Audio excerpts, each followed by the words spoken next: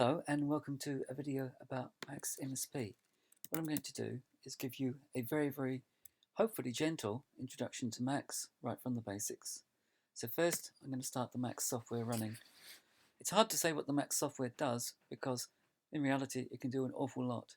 It can be, well, one of the world's most flexible synthesizers. It can be an automatic music composition device. It can be things which generate random or related to music, 3D graphics. It can do an awful lot of things. But obviously, for a start, we'll start off with something quite basic. Okay, here is the Max Patch window. I went up there, File, New, to make a patcher. And on Unpatcher, you make a graph or a chart or a whole lot of objects joined by squiggly lines to actually do something. The first thing I'm going to do is make an object called a bang button, and we'll see what that does. So I chose the menu, chose bang button, and went up there.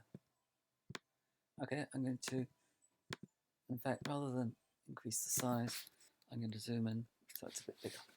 Okay, it appears to have disappeared, but it's just scrolled off the end. So there's my bang button. If I go from edit mode into lock mode, then I can start using my objects and I can click my button. It's not very impressive because the button doesn't do anything. You click it and it seems to react. In reality, what Max is all about, it's all about objects that are connected to each other through patch cords, like you'd have on a modular synthesizer. Okay, so I'm going to make a new object called LED. What does LED do? Well, like a real LED, it flashes. If I click it, it turns on and turns off. Okay, but the real interesting thing is that you can join these objects together. Now the basic concept is that if you do something to an object, or sometimes just by itself, or whenever, it produces messages that come out of outlets. That's an inlet where things can go in, and that's an outlet where something can come out. If I click on the bang button, what it does is it sends a bang message which goes down the patch cord and gets to the LED. What the bang does when it gets there depends on which object this is. I know that because this is an LED button, that if I bang the button, the LED will flash. What happens is I bang the button, a bang message travels down the patch cord, hits the LED, and the LED knows that if it receives a bang message, it should flash. Okay, there are lots of different types of messages, and also lots of different objects that react in different ways. What can I do with this LED? I'm going to make it slightly bigger, which I can do, and I'm also going to bring up what's called the inspector to change its properties. There are a lot of different properties here, but the ones I'm going to change are the highlighted colour. I'm going to have a bright red, and the inactive LED colour I'm going to have a dark red.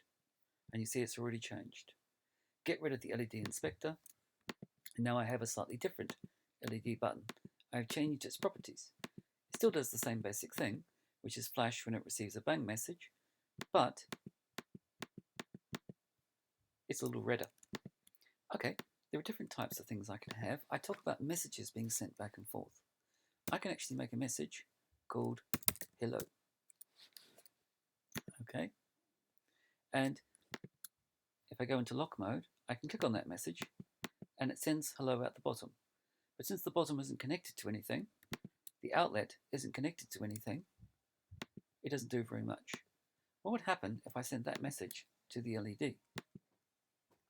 I'm going to bring up another window called the Max console, and we're going to see what happens if we send that message to the LED. Okay, it says LED doesn't understand hello. LED knows what to do if it receives a bang. It doesn't know what to do if it receives hello. So let's get rid of that object.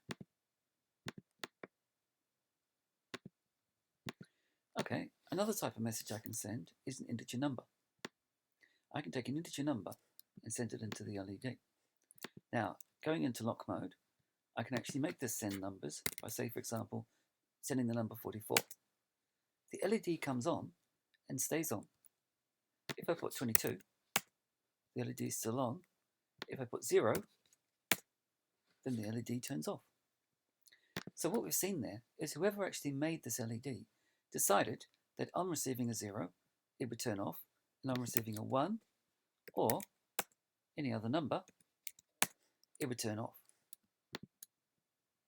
So if we wanted to actually have a number flashing the LED when we get a number coming out of the bottom here, what would we do? Well, fortunately, the bang button itself does receive an input. And what it does is that the bang button, if it receives a number as an input, what it sends out the bottom in response is a bang. So I can now start doing this. And you can see that the number goes into the bang button. The bang button turns that message into a bang, and then the bang will bang the LED. There's another type of object called a toggle button. It's quite useful in turning things on and off. And it works very well with the LED, because if we turn the toggle button on, it makes the LED turn on, and if we turn the toggle button off, it makes the LED turn off. How does it do that? Well, actually very simple. I'm going to make another object so we can actually see what's coming out of the bottom of the toggle.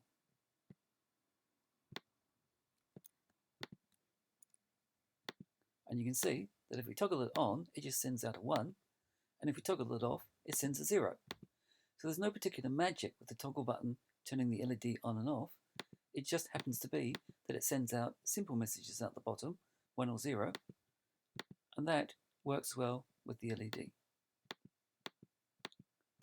Okay, that's step 1 of this movie, and I'm actually going to stop the movie now, and we're going to go on and extend this in step 2.